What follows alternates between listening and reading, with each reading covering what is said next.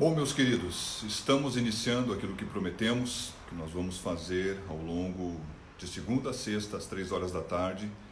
Nós vamos iniciar e vamos dar continuidade a um estudo bíblico que diz respeito ao livro de Apocalipse. Bom, na verdade, nós vamos fazer uma primeira abordagem hoje, introdutória, vendo o capítulo 1 até o versículo 8, porque é importante fazer essa parte introdutória, para que nós possamos ter uma noção e um entendimento de alguns contextos das coisas que nós vamos discorrer, para que haja realmente uma fundamentação correta daquilo que vai ser colocado. Então, meus amados, a primeira coisa que podemos fazer, eu resolvi, tentando ser mais didático, espero que consiga, fazer algumas perguntas e fazer algumas respostas. Então, primeiramente, eu vou fazer essas perguntas, vou dar essas respostas, vou explanar versículo por versículo do capítulo 1, do 1 ao 8, do versículo 1 ao 8 do capítulo 1, e posteriormente, então, nós estaremos aqui abertos. Acho que você deveria ter na mão uma caneta, um papel, para de repente ter uma pergunta para você anote, procure ouvir. Depois nós temos um tempo, você pode escrever a sua pergunta. Algumas perguntas que podem ser colocadas, eu vou responder elas em seguida, depois de terminar essa live. E algumas outras eu vou responder ao longo do dia, ou até um outro dia, conforme as pessoas, visto que essa live vai ficar no ar, vai ficar publicada na página da Igreja Família da Fé RS, outras pessoas vão poder estar vendo essa live, de maneira que possam ser edificadas e fazer também seus questionamentos. Eu quero declarar aqui que eu não sou o dono da verdade e que também eu tenho um princípio, e vou estabelecer ele aqui na explanação introdutória, que eu não vou estar de forma alguma trabalhando com o contexto de trazer algum motivo de questionamentos ou de produzir divisões, discórdias. Eu não vou responder questões de controvérsias, porque não produzem edificação nenhuma. Dizendo isso, quero começar então. Primeira pergunta: de onde vem esse nome Apocalipse que nós temos na palavra? A língua grega, ela tem uma palavra chamada Apocalipse, e essa palavra ela tem um significado. O significado dela significa revelar, descobrir, manifestar. Então, na verdade, o livro chamado Apocalipse, ele poderia se chamar a revelação, porque esta seria a tradução correta da palavra grega Apocalipse. Então, falando aqui, o que seria então o livro? O livro seria a revelação de Jesus Cristo. Se é a revelação de Jesus Cristo, ou ele é a revelação da pessoa de Jesus, ou daquilo que ele vai fazer. Então, falando então da palavra Apocalipse, ela significa a revelação da pessoa do Filho Jesus Cristo, ou da obra que ele ainda vai realizar. Bom, quem e quando escreveu? Bom, existiu um imperador Domiciano que ele tem uma atitude e bota o apóstolo João exilado na ilha de Patmos. Quando ele faz isso, e é nesse lugar, possivelmente no ano 95, 96 depois de Cristo, foi quando o apóstolo João teve essas revelações. Isso é uma questão teológica que tem validade, ela é importante, porque significa, então, se foi no ano de 96 depois de Cristo, significa que 63 anos depois da morte de Jesus Cristo, ele teve esse tipo de revelação. Então é algo assim bem expressivo, pensar em tanto tempo. Certamente João não era mais novo, já era uma pessoa idosa, e ele tem então essas revelações, essas visões, e escreve elas. Bom, continuando em si, qual é o conteúdo do livro de Apocalipse? Bom, o conteúdo do livro de Apocalipse é a palavra de Deus. Observe que, sendo a palavra de Deus, nós podemos pensar assim, mas ela tem doutrina, pastor? Ela tem instrução? Ela tem correção? Ela tem repreensão? Muitas pessoas têm uma aversão pelo livro de Apocalipse, porque consideram ele muito complicado. Outros não querem olhar ele porque têm medo do livro, né? Daquilo que vai. E outros não têm interesse, como muitas vezes não tem interesse em outros livros, e tem gente que não tem interesse em nenhum livro, só gosta de ouvir os outros falar. Mas a verdade é que o livro de Apocalipse, a ênfase do livro não é tanto a doutrina, não é tanto a instrução, não é tanto uma exortação ou até transmitir um medo. Na verdade, todo cristão deveria entender que é importante conhecer o livro de Apocalipse, porque ele traz coisas que nos abençoam como igreja. Mas a síntese da ênfase daquilo que está no livro de Apocalipse é um livro profético. Sendo então um livro profético, eu aqui, pastor João Flávio, né, pastor presidente da Igreja Família da Fé, que está aqui no Rio Grande do Sul, eu não posso vir aqui falar para vocês de algo que é meu. Porque o apóstolo Pedro, em 2 Pedro 1:20, ele diz o seguinte: nenhuma profecia da Escritura é de particular interpretação.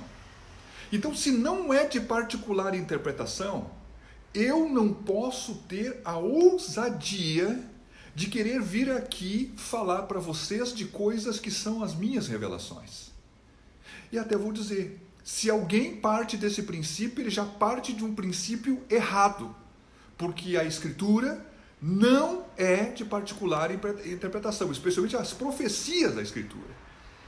Então nós também vamos ver esse ponto um pouquinho mais adiante, quando formos abordar o versículo 1 do capítulo 1. Bom, o que podemos falar mais? Esse livro, ele poderia ser chamado, quem sabe, o livro do 7. O número 7 aparece 54 vezes ao longo de todo o livro. Então, às vezes, 7 espíritos, são 7 igrejas, são 7 trombetas, são 7 selos, são 7 taças, são 7 bênçãos, são 7 trovões, são 7 denominações que Jesus faz, o eu sou e assim por diante. O número 7, ele é um número que fala da perfeição. Vou repetir, o número 7 é um número que fala da perfeição. Ele fala da plenitude, da inteireza, da totalidade, com certeza referindo-se àquilo que vem de Deus. Então, há uma evidência muito grande, né? Uma evidência da inspiração e da instrução de Deus naquilo que é descrito pelo apóstolo João. Bom, falando isso, vamos caminhar aqui. Como o livro se encaixa no tempo da história do mundo, ou da história da igreja, vamos falar assim. Bom, o capítulo 1, nós vamos ver hoje um pedacinho sobre isso, traz uma revelação da pessoa de Jesus Cristo, no sentido daquilo que ele é, glorificado, e ele está então no meio de alguns candelabros e tem na sua mão algumas estrelas. A verdade é que Jesus Cristo ali se mostra como aquele que está dentro da sua igreja, entre a sua igreja, protegendo e cuidando ela, mas ao mesmo tempo sendo o juiz que olha e vê todas as coisas que estão acontecendo com ela. Bom, o capítulo 1 tem uma linguagem que fala muito daquele que foi crucificado, daquele que nos amou, que nos lavou, que nos perdoou. Então ele tem uma linguagem que fala algumas coisas mais voltado para o passado. O capítulo 2 e 3 são 2 capítulos que falam da era da igreja. Bom, o que é a igreja? A igreja é formada por todos os seguidores verdadeiros de Jesus Cristo que aceitaram ele em verdade, confessando ele como Senhor e Senhor das suas vidas.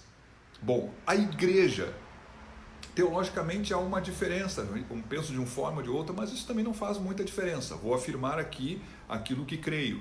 A igreja, ela é formada no dia de Pentecostes, 50 dias depois que Jesus Cristo morreu. 50 dias depois.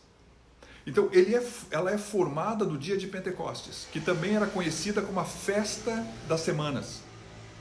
A era da igreja inicia no dia de Pentecostes e vai acabar no arrebatamento da igreja. Então, o capítulo 2 e 3, ele trata da era da igreja.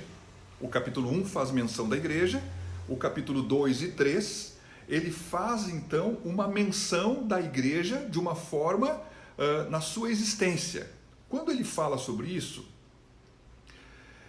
a igreja, ela só vai ser mencionada novamente na Escritura, em Apocalipse, lá no capítulo 19 de Apocalipse, no versículo 6 a 10, aonde uma noiva vai estar casando-se nas bodas do Cordeiro. Então, observe que falamos o seguinte: o capítulo 1 fala de algumas revelações e fala do passado, fala da igreja. O capítulo 2 e o capítulo 3 conta a história da era da igreja, que inicia em Pentecostes e encerra no dia que a igreja for arrebatada.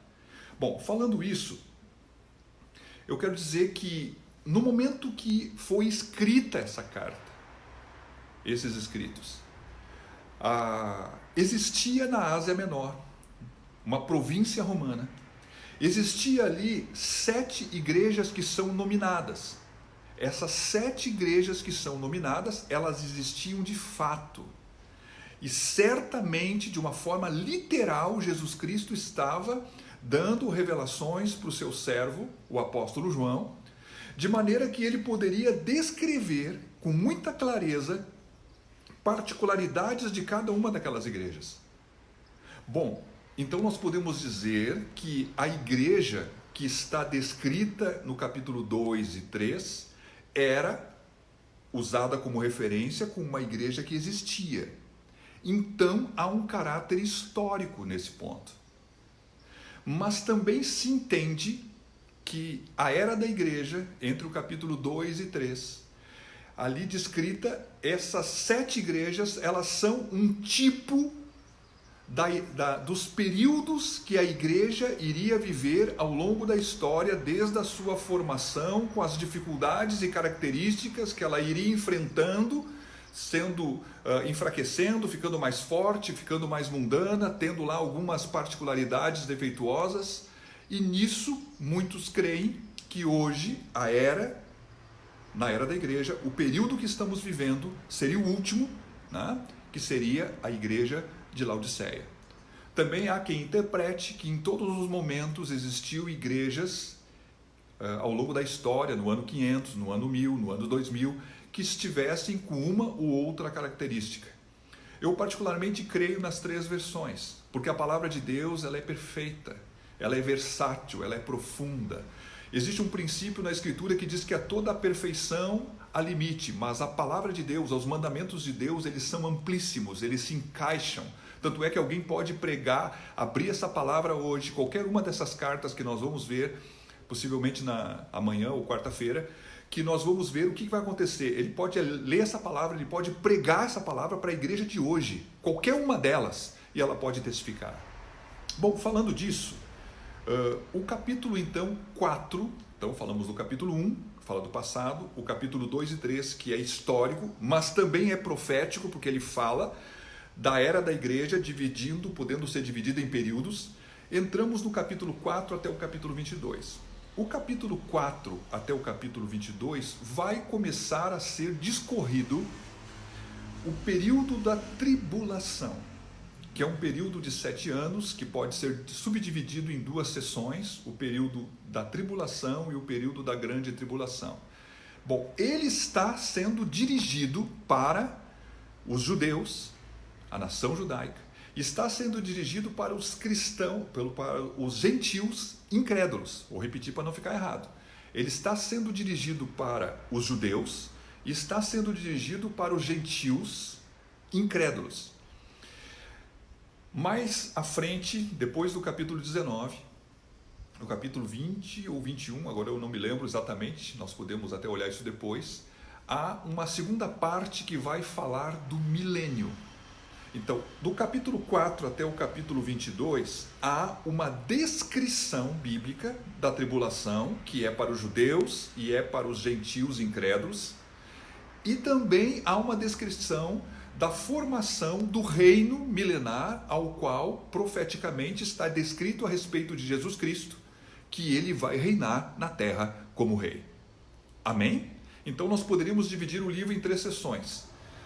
A sessão inicial, que fala do passado, a sessão do capítulo 2 e 3, que fala de um período histórico, mas também profético, e todo o demais do livro, do capítulo 4 até o capítulo 22, que todo ele é profético.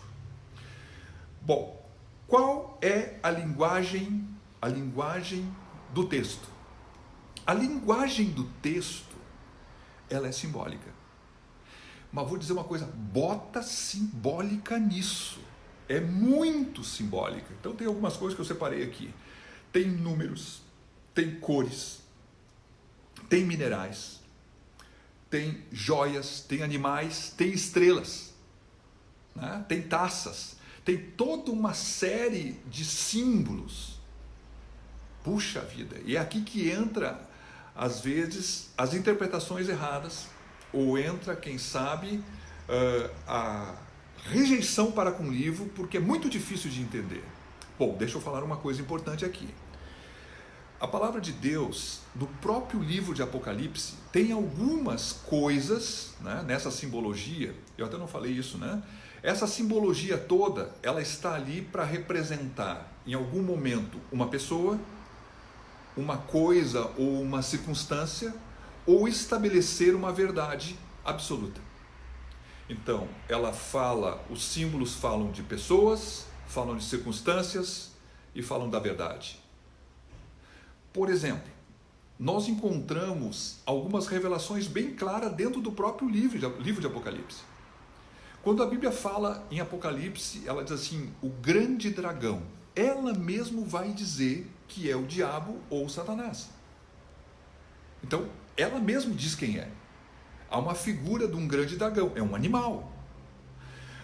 Há algumas outras coisas que estão no livro de Apocalipse, porque ele não é um livro alheio à Bíblia, mas ele faz parte da Bíblia.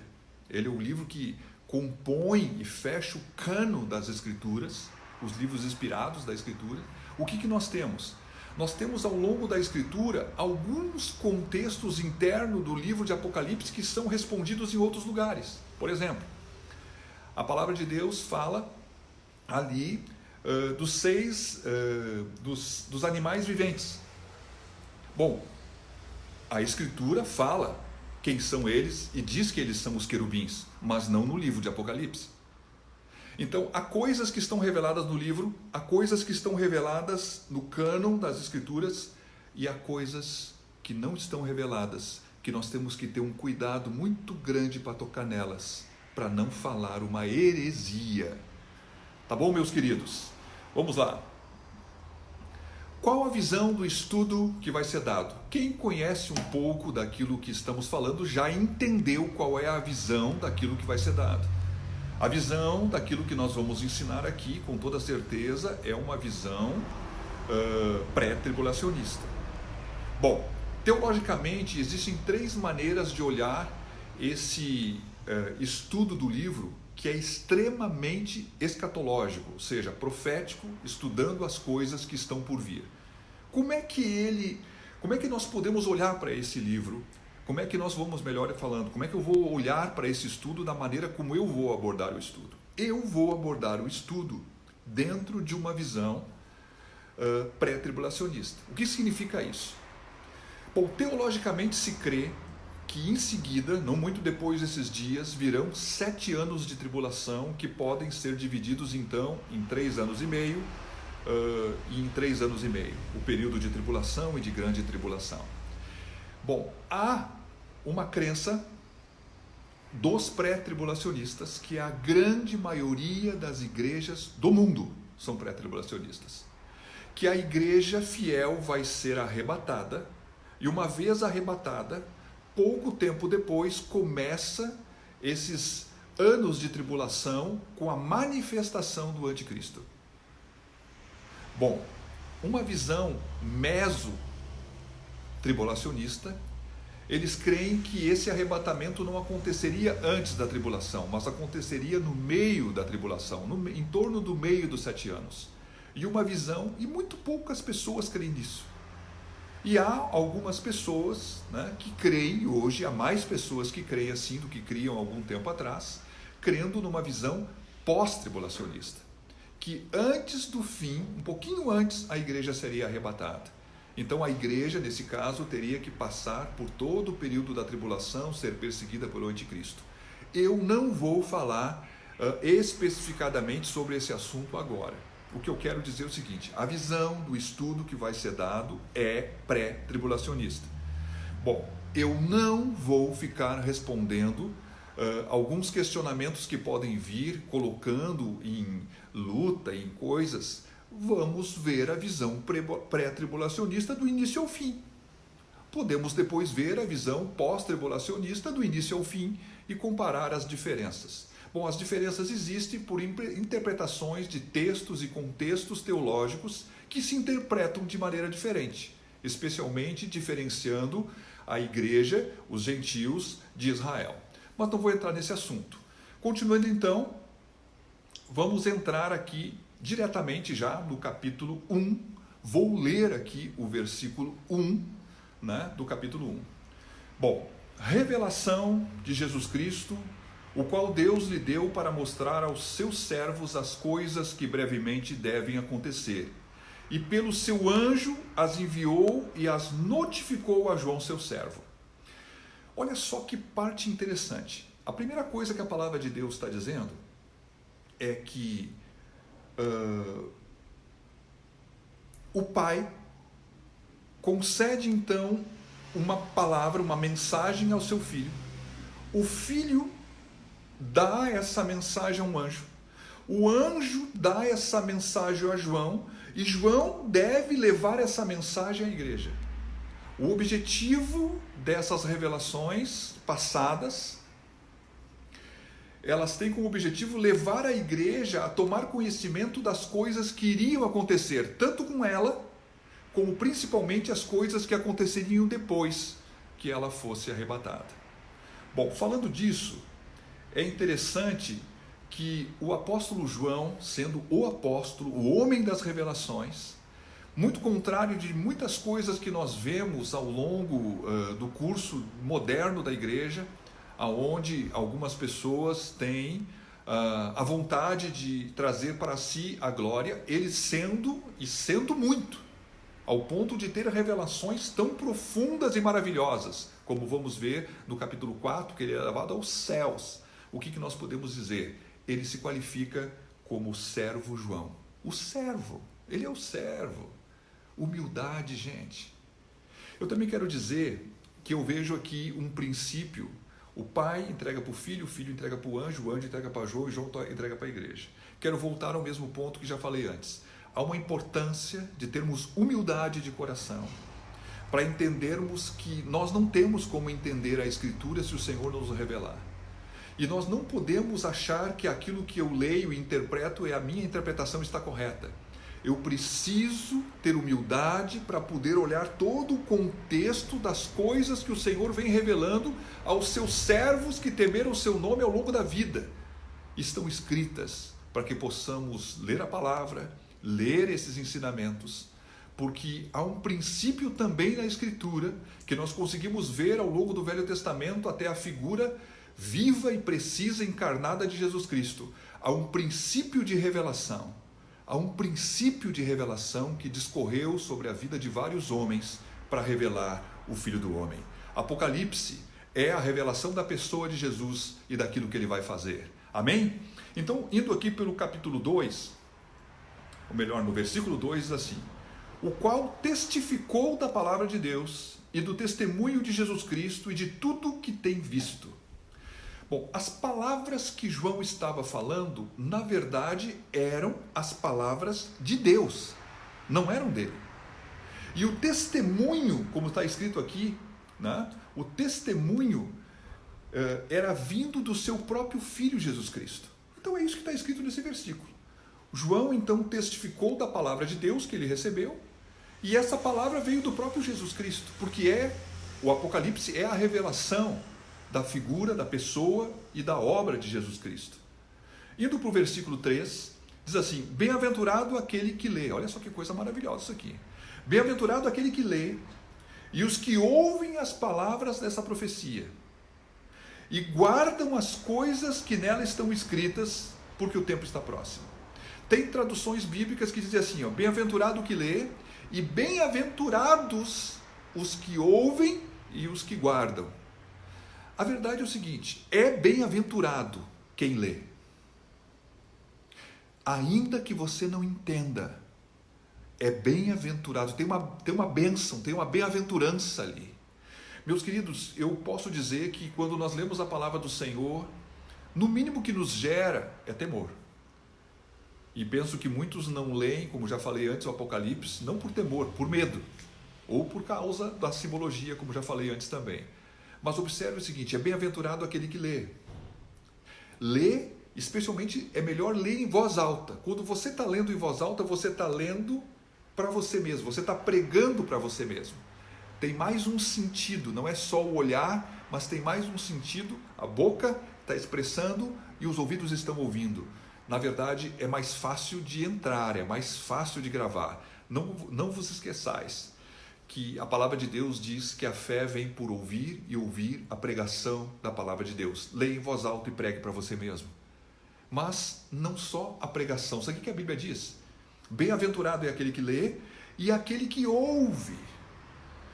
Pessoal, eu estou aqui na rua da minha casa e está passando volta e meia um carro ou outro ali no fundo, aqui na rua Açucena.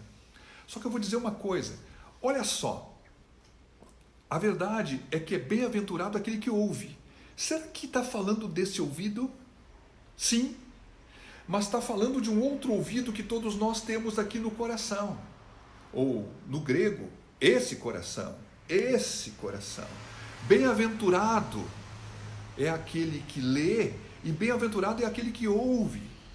Mas bem-aventurado é aquele que pratica, que guarda essa palavra. Então, falando sobre isso, eu quero dizer que há uma importância muito grande aqui, há uma bem-aventurança. Um homem e uma mulher bem-aventurada é mais do que feliz. Aquele que lê, aquele que ouve com o coração, aquele que guarda, aquele que vive, aquele que pratica. Este princípio que nós encontramos na Escritura, no livro de Apocalipse, no versículo 3, ele é um princípio que vale para toda a Bíblia. Sim, o Senhor está sempre afirmando de uma forma diferente que é importante ler, é importante ouvir e é importante guardar, praticar a palavra de Deus. Bom, falando sobre isso, quero dizer aqui que há uma menção aqui que em breve venho, ou o tempo está próximo. Olha só isso aqui. Vamos convir, né? O tempo de Deus não é igual ao nosso tempo. A Bíblia chega a dizer, pelo apóstolo, diz que um dia para Deus é como 1000 anos e 1000 anos como um dia. Eu não quero discorrer agora sobre isso, mas quero falar que, na verdade, o meu tempo e o teu tempo não é o tempo de Deus. Quando João recebeu essas revelações, então no ano 96, possivelmente depois de Cristo, isso faz uma menção que faz, ainda não fez, quase 2000 anos que isso foi escrito. O tempo está próximo. E por que ele não se cumpriu? Possivelmente por causa daquilo que o apóstolo Pedro disse. É que o Senhor, ele é tardio em irar-se. Ele não quer que ninguém se perca, mas que todos venham a arrepender-se. Então, o que está tardando a volta dele é a falta de arrependimento ou da igreja ou daqueles que estão no mundo. Caminhamos então 1:4. Olha só, agora a coisa vai começar a vir a primeira parte aqui que tem já alguma coisinha diferente, de difícil interpretação. Vamos lá. João, às 7 igrejas que estão na Ásia, graça e paz seja convosco da parte daquele que é, o que era e o que há de vir, e dos 7 espíritos que estão diante do seu trono. Bom, a primeira coisa que ele faz uma saudação, ele diz assim, graça e paz. Você vai encontrar ao longo da Escritura, muitas vezes, os apóstolos abençoando uns aos outros, Até mesmo algumas vezes, né, nós temos não a Maria, mas a direção de Deus a chegarmos num lugar e darmos a paz do Senhor. Alguns dizem só a paz, mas o que é bíblico é a paz do Senhor. Se a pessoa tiver um coração aberto para Deus, a paz vai repousar sobre ela, senão ela vai voltar para nós. Mas muitas vezes nós vamos ver os apóstolos dizendo assim, ó, graça e paz. A graça é um favor imerecido. A paz é aquilo que faz toda a diferença para viver neste mundo. Graça e paz é um resumo de tudo aquilo que o ser humano necessita para que realmente possa ser e viver bem. Meus queridos, a graça é um favor imerecido. Sem ela, nem eu, nem você, nem ninguém poderia ser salvo. A paz especialmente a paz com Deus, que vem por causa que nós estamos ajustados com Deus pelo sangue de Jesus, me permite ter um relacionamento com Ele, me permite chegar perto dele. Se lembra que quando Adão pecou, ele teve medo de chegar perto de Deus? A graça de Deus me leva a Jesus Cristo, me perdoa os meus pecados e me dá uma ousadia para entrar diante dele, como aquele que sabe que foi aceito.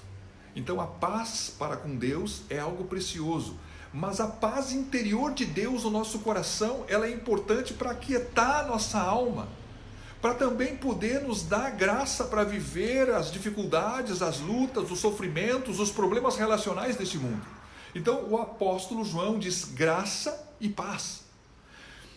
Bom, aí fala aqui, meus queridos, dos 7 espíritos que vivem, os 7 espíritos diante do trono de Deus. Bom, que 7 espíritos é esse? Que negócio é esse aqui, pastor? Bom, o negócio é o seguinte, meus queridos. Esses 7 espíritos falam do Espírito Santo de Deus. Bom, primeira coisa, o Espírito Santo de Deus, ele tem lugar no trono de Deus, porque ele é Deus. Tá? Você lembra daquela expressão, né, muito clara, quando Pedro diz, Ananias e Safira, vocês não mentiram, Ananias, você não mentiu aos homens, né? Por que permitiu que Satanás botasse no seu coração, vocês não mentiram aos homens, mas mentiram a Deus? E continua dizendo, não, vocês mentiram para o Espírito Santo. O Espírito Santo é Deus. Então ele tem um lugar no trono de Deus. Mas por que são? É um espírito ou é 7? Quando nós lemos Isaías 11, no versículo 2, você vai descobrir lá que, na verdade, o Espírito de Deus tem uma natureza sétupla. Ou seja, ele tem 7 virtudes. Ele é um espírito só, mas ele tem 7 virtudes. Eu vou lê-las aqui. Então, ele tem o Espírito do Senhor, né? Tem um momento que Jesus diz assim, ó, o Espírito do Senhor Deus está sobre mim. Isso é uma característica do Espírito Santo. O Espírito do Senhor revela a natureza do Senhor, do Pai. O Espírito de sabedoria, que é a capacidade de tomar decisões corretas. Então, o Espírito do Senhor, o Espírito de sabedoria, o Espírito de entendimento, vou falar todos primeiro, o Espírito de conselho, o Espírito de poder, o Espírito de temor do Senhor. Então aqui, o Espírito do Senhor, a natureza do Senhor, o Espírito de sabedoria, a capacidade para tomar decisões corretas, o Espírito de entendimento, a capacidade de compreender tudo. O Espírito de conselho é uma capacidade de dar direção às coisas difíceis. O Espírito de poder é uma capacidade, ou é o poder, uma força poderosa liberada para poder fazer toda a vontade de Deus. O Espírito de conhecimento é a capacidade de saber muito além daquilo que as compreensões humanas são capazes de chegar. E por fim, o Espírito de temor do Senhor, que é a capacidade de respeitar a vontade do Pai. Então o nosso Deus é um só, mas tem 3 pessoas. O Espírito Santo respeita a vontade do Pai. Que coisa tremenda, que coisa maravilhosa. Então esses 7 espíritos revelam a natureza do Espírito Santo, a natureza sétupla dele. São 7 virtudes que são declaradas. E vamos convir, é possível que às vezes nós vemos ministros que têm uma característica mais forte do que a outra. Porque o ministério que lhe foi dado está muito mais ligado no ministério dado pelo Espírito Santo, naquilo que o Espírito Santo deseja operar sobre a vida desse homem e dessa mulher. Caminhando então para o versículo 5, diz assim: e da parte de Jesus Cristo, que é a fiel testemunha, o primogênito dos mortos e o príncipe dos reis da terra, aquele que nos ama e em seu sangue nos lavou dos nossos pecados. Bom, Jesus é a fiel testemunha. Por quê? Porque ele foi fiel para cumprir tudo aquilo que o Pai mandou ele fazer. Ele foi totalmente fiel a cumprir a palavra, a submeter até a morte. Essa era a vontade de Deus. Então, Jesus Cristo é a fiel testemunha. E ele é o primogênito dentre os mortos. Bom, meus queridos, se nós formos pensar em Lázaro, Lázaro morreu e ressuscitou, antes de Jesus. Se nós formos pensar na filha de Jairo, ela estava morta, todo mundo deu testemunho que ela está morta, Jesus disse que ela estava só dormindo, então Jesus ressuscita ela, na verdade. Bom, por que Jesus é o primogênito, o primeiro entre os mortos? Na verdade, Jesus é o primeiro entre os mortos porque ele morreu, ele ressuscitou e ele não morreu novamente. Lázaro voltou a morrer e a filha de Jairo, depois que ficou mais velha, não sei com que idade, morreu também. Jesus é o primogênito entre os mortos, porque ele é o primeiro a morrer e ressuscitar sem morrer de novo. Bom, aqui também diz que ele nos ama, e vamos convir aqui, sempre é importante, ainda mais nesses dias que nós estamos vivendo, ele nos amou, e a Bíblia diz que ele amou o mundo de tal maneira que deu o seu Filho. Então, ele nos amou, ele nos ama e nos amará. Tanto que ele traz no sangue do seu Filho, ele promoveu ali uma justificação para mim e para você que nós não tínhamos direito. Então, falando aqui que ele nos lavou dos nossos pecados. Às vezes algumas pessoas não entendem bem isso. Ele nos lavou lá atrás e ele nos lava depois. Sempre que nós confessarmos os nossos pecados, ele é fiel e justo para nos perdoar os pecados e nos purificar de todo tipo de injustiça. Não é só perdoar o pecado, precisamos ser purificados, porque às vezes fica uma mancha. Olha só, ele nos lavou dos nossos pecados, do pecado do passado, dos pecados do presente, e vai nos lavar dos pecados do futuro. Louvado seja Deus. Olha só o que diz no 6: e nos fez reis e sacerdotes para Deus e seu Pai, a ele glória e poder para todo sempre. Amém.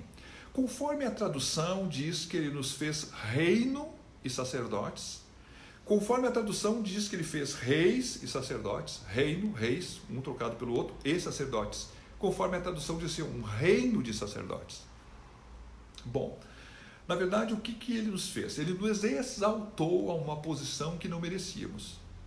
Ele nos colocou como igreja numa posição que nós não merecíamos, nos dando a condição de oferecermos sacrifícios espirituais na sua presença. Então, ele nos faz um reino de sacerdotes, podendo ministrar na presença dele louvor, adoração, podendo servir a ele também com o nosso corpo, com a nossa mente, com as nossas habilidades, podendo servir a ele até mesmo com nossos bens. Então, ele nos faz uma exaltação, ele nos coloca numa posição que éramos indignos e nos dá uma posição de uma extrema dignidade, de podermos nos achegar a ele sem medo. Que coisa tremenda! Olha só o que diz no 7: eis que vem com as nuvens, e todo o olho verá, até mesmo... Vou ler de novo. E eis que vem com as nuvens, e todo o olho verá, até mesmo que o transpassaram, e todas as tribos da terra se lamentarão sobre ele. Sim, amém. Bom, aqui há uma declaração que Jesus Cristo, ele subiu nas nuvens, e agora, quando ele volta, falando da segunda vinda dele, ele vai vir nas nuvens. Ele vai vir nas nuvens. A primeira vez, quando ele subiu ao céu, ele veio a primeira vez, quando ele subiu ao céu e foi recebido nas nuvens, a Bíblia dá entendimento que os discípulos viram isso. A palavra de Deus, que é o testemunho de Jesus Cristo, a palavra que João está entregando, que foi lhe dada, Ele está dizendo o seguinte: quando eu voltar na minha segunda vinda, vai ser nas nuvens, só que todo olho verá, todos verão, todos vão ver, desde grandes a pequenos. Bom, ele diz o seguinte: alguns chorarão, lamentarão. Dizem, mas por que, pastor? Porque eles rejeitaram o Cordeiro, eles rejeitaram a palavra de Deus. Observe que existe uma firmeza naquilo que Jesus Cristo fala no Evangelho de João. Ele diz assim: aquele que me ama, guarda a minha palavra, os meus mandamentos. A verdade, então, meus queridos, quem não conhece os mandamentos não tem nem como guardar, não tem relacionamento com Jesus Cristo. Muitos vão chorar nesse dia, mas muitos vão estar, com toda certeza, alegrados nesse dia, porque virão juntamente com o Cordeiro no dia da segunda vinda para exaltar e glorificar, trazendo a construção desse reino que nós vamos falar depois, mais adiante no estudo que nós estamos fazendo. E para terminar por hoje, lendo aqui o versículo 8, diz assim: eu sou o alfa e o ômega, o princípio e o fim, diz o Senhor, que era e que era, que é, que era e que há de vir, o Todo-Poderoso. Me atrapalhei aqui umas 2 vezes na leitura. Eu vou dizer que Jesus diz assim, ó, eu sou o alfa e o ômega. Isso aqui é muito batido, até conhecido. O alfabeto grego, ele tem a primeira letra, é o alfa, a última é o ômega. O nosso alfabeto brasileiro, ele tem a primeira letra, o A, e a última letra é o Z. Então Jesus está dizendo assim, ó, eu sou o início e eu sou o fim. A verdade, dentro do contexto, ele está dizendo assim, ó, tudo foi criado por mim, eu sustento todas as coisas. Eu era, eu sou e eu vou vir. A maneira como está escrito aqui no versículo é diferente do como eu falei. Ele diz que é, ele era e ele há de vir. A verdade é que não existe sombra de variação no Senhor Jesus. Embora ele tenha vindo com uma posição extremamente misericordiosa, ele é misericordioso. Aqui, quando ele vier nessa circunstância, ele está dizendo assim, ó, olha,